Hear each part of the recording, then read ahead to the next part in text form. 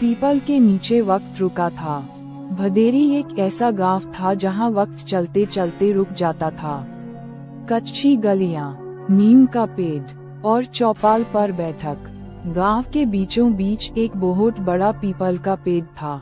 उस पेड़ के नीचे बैठते द मास्टर हरिनारायण, 65 साल के, धोती कुर्ता पहने, आंखों पे मोटा चश्मा, हाथ में सरस्वती प्रेस का पुस्तक। उनका कहना था, इस पीपल के नीचे बैठे लोग झूठ नहीं बोलते, यहाँ सिर्फ सच का वजूद है।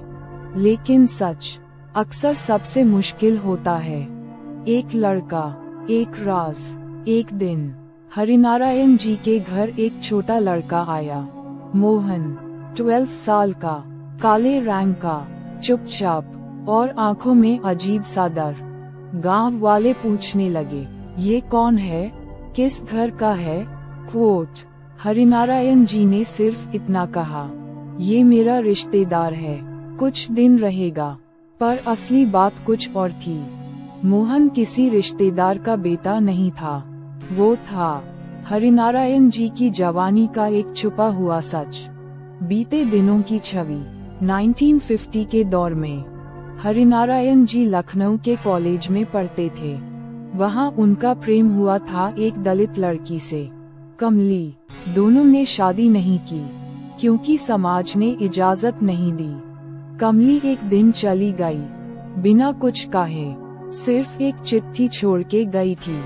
हमारे बीच सिर्फ प्रेम था, पर दुनिया ने उससे पाप बना दिया।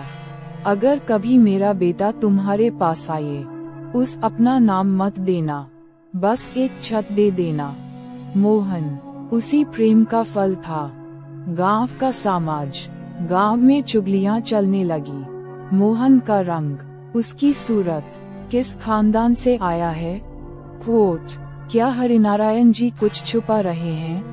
क्वोट, एक दिन सरपंच के सामने बात उठाई गई। हरिनारायण जी से पूछा गया, ये लड़का किस खानदान का है? उसका गोत्र क्या है? उसका पूजा करने का अधिकार है या नहीं? क्वोट, हरिनारायण जी ने पीपल के नीचे खड़े होकर कहा, इसका गोत्र इंसानियत है और इसका अधिकार मैं हूँ। मैं इसका पिता नहीं, पर इसके जीवन का पहरेदार हूँ। उस रात मोहन ने रो कर पूछा, मैं आपका बेटा हूँ क्या? क्वोट, हरिनारायण जी चुप रहे, फिर सिर्फ एक बात कही, बेटा हो या ना हो, तू मेरा विश्वास है और विश्वास कभी झूठ नहीं होता।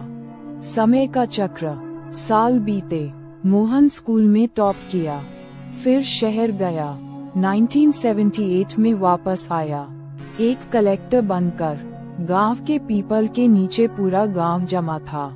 इस बार हरिनारायण जी ने उससे सबके सामने मिलवाया। ये है मोहन, मेरा पुत्र नहीं, मेरी पहचान है।